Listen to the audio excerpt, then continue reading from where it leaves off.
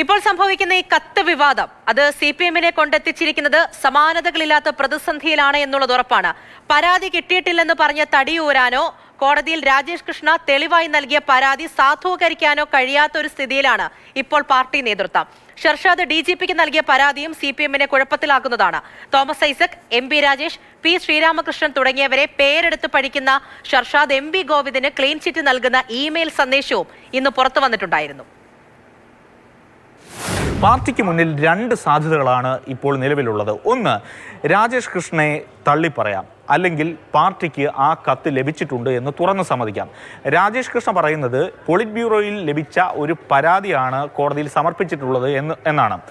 അങ്ങനെ വ്യാജരേഖ ഉണ്ടാക്കിയെന്ന് പറയുകയാണെങ്കിൽ രാജേഷ് കൃഷ്ണയെ തള്ളിപ്പറയേണ്ടതായിട്ട് വരും. അല്ലെങ്കിൽ പാർട്ടിക്ക് തുറന്ന് സമ്മതിക്കാം, ഇങ്ങനെ ഒരു കത്ത് പാർട്ടിക്ക് ലഭിച്ചിരുന്നു എന്ന് തുറന്ന് സമ്മതിക്കാം. പക്ഷേ അപ്പോഴും ഉണ്ടാകുന്ന ഒരു പ്രശ്നം, ഇത് എവിടെ നിന്ന് ചോർന്നു എന്ന് വിശദീകരിക്കേണ്ടി വരും. ചുരുക്കം പറഞ്ഞാൽ തള്ളാനും കൊള്ളാനും കഴിയാത്ത സ്ഥിതിയിലാണ് CPM. നേതാക്കളുടെ പ്രതികരണത്തിലും ഇത് വ്യക്തമാണ്. മലയാളത്തിലാണ് പറഞ്ഞത്. അത് ഒരു പ്രത്യേക അജണ്ടയുടെ ഭാഗമായിട്ടാണ് വരുന്നത്. ഇത്രയും കാര്യങ്ങൾ ഇനിയും ഇങ്ങനെ വന്നുകൊണ്ടേയിരിക്കും. ഇതിനിപ്പോൾ തെരഞ്ഞെടുപ്പ് വർഷമാണല്ലോ. ഇത് ഉന്നയിച്ചിരിക്കുന്ന വ്യക്തി ആരോപണം പിൻവലിച്ച് മാപ്പ് പറഞ്ഞില്ലെങ്കിൽ അയാൾക്കെതിരായിട്ടുള്ള കോടതി നടപടികൾ സ്വീകരിക്കും. ഈ കത്ത് 4 കൊല്ലമായിട്ട് വാട്സാപ്പിൽ നടക്കുന്ന കത്തല്ലേ, അപ്പൊ അത് നടക്കട്ടെ, നിങ്ങൾ ആഘോഷിക്കും. 2023 ഷർഷാദ് DGP-ക്ക് നൽകിയ പരാതിയാണ് CPM-ന് അടുത്ത തലവേദന. മുതിർന്ന CPM നേതാക്കളുടെ ബിനാമിയാണ് രാജേഷ് കൃഷ്ണയെന്ന് പരാതിയിലുണ്ട്.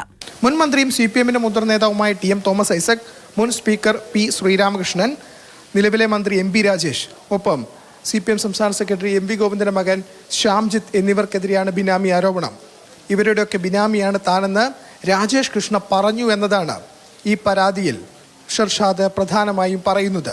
P ശശി ഇടപെട്ട് പരാതിയിലെ അന്വേഷണം അട്ടിമറിച്ചെന്ന് ഷർഷാദ് ആരോപിക്കുന്നുണ്ട്. മുതിർന്ന നേതാക്കൾക്കൊപ്പം CPM സംസ്ഥാന സെക്രട്ടറിയുടെ മകനെയും പ്രതിസ്ഥാനത്ത് നിർത്തിയ ഷർഷാദ് ഒടുവിൽ MP ഗോവിന്ദിന് ക്ലീൻ ചിറ്റ് നൽകുന്ന ഇമെയിൽ സന്ദേശവും അയച്ചു.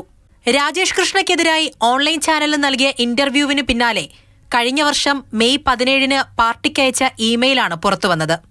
രാജേഷ് കൃഷ്ണ പറഞ്ഞതനുസരിച്ചാണ് അഭിമുഖത്തിൽ നേതാക്കൾക്കെതിരെ സംസാരിച്ചതെന്നും പാർട്ടി നേതാക്കൾക്കും MP ഗോവിന്ദന്റെ മകൻ ശ്യാംജിത്തിനും എതിരായുള്ള വിവരങ്ങൾ രാജേഷ് കൃഷ്ണയാണ് പറഞ്ഞു തന്നതെന്നും ഇമെയിലിൽ പറയുന്നു. News desk, Mathrubhumi news. PBക്ക് നൽകിയ പരാതി ചോർന്നതാണ് ഇക്കണ്ട പ്രശ്നത്തിനെല്ലാം കാരണം. ഈ സംഭവവുമായി ബന്ധപ്പെട്ട് ഇപ്പോൾ ഒരു സിനിമയും അതിന്റെ സംവിധായകയും കൂടി ചർച്ചയിലേക്ക് വരികയാണ്. രാജേഷ് കൃഷ്ണ നിർമ്മിച്ച മമ്മൂട്ടി ചിത്രം പുഴുവിന്റെ സംവിധായിക രത്തീന ഷർഷാദിന്റെ മുൻ ഭാര്യയാണ്. രത്തീന തന്നെ ഷർഷാദിനെതിരെ രംഗത്തെത്തിയിട്ടുമുണ്ട്. ആരാണ് ഈ വിവാദ വ്യവസായിയായ രാജേഷ് കൃഷ്ണ? എന്താണ് ഈ വിവാദങ്ങളും പുഴു എന്ന സിനിമയും തമ്മിലുള്ള ബന്ധവും എന്നുകൂടി പരിശോധിക്കാം. പത്തനംതിട്ട കാത്തോലിക്കറ്റ് കോളേജിൽ SFI നേതാവായി തുടങ്ങിയതാണ് വാര്യാപുരം സ്വദേശി രാജേഷ് കൃഷ്ണയുടെ രാഷ്ട്രീയ ജീവിതം.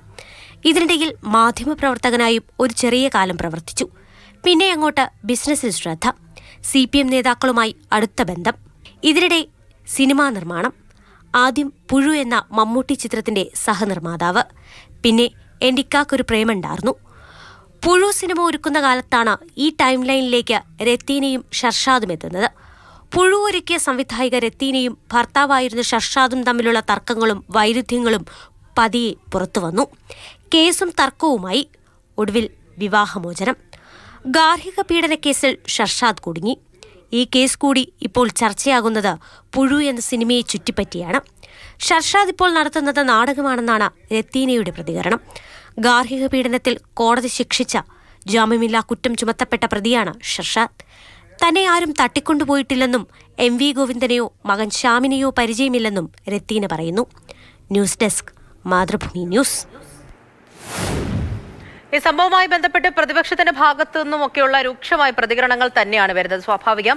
ഹവാല, റിവേഴ്സ് ഹവാല ഇടപാടുകൾ നടന്നുവെന്നാണ് കത്ത് വിവാദത്തിലൂടെ വെളിപ്പെട്ടത് എന്നാണ് പ്രതിപക്ഷ നേതാവ് VD സതീശൻ പറയുന്നത്.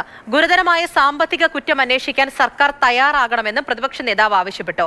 VS അച്യുതാനന്ദൻ ഉണ്ടായിരുന്നുവെങ്കിൽ CPM നേതൃത്വത്തിനെതിരെ ഒരു കുരിശ് യുദ്ധം നടത്തിയേനെ എന്നാണ് K മുരളീധരൻ പ്രതികരിച്ചത്. കോടിയേരി ബാലകൃഷ്ണന്റെ ആർജവം MP ഗോവിന്ദൻ കാണിക്കുന്നില്ല എന്നാണ് BJP നേതാവായ V മുരളീധരൻ പ്രതികരിച്ചത്. ഏറ്റവും സുപ്രധാനമായ കാര്യം, മദ്രാസിൽ ഒരു കമ്പനി ഉണ്ടാക്കി ആ കമ്പനിയിലേക്ക് പണം വിദേശത്തു നിന്ന് വന്നു അവരുടെ അക്കൗണ്ടിൽ നിന്ന് ഈ നേതാക്കളുടെ അക്കൗണ്ടിലേക്ക് പണം പോയി എന്നുള്ള അതിന് മറുപടി പറയാതിരിക്കാൻ പറ്റില്ല. അതിന് മറുപടി പറഞ്ഞാൽ മതിയാവും.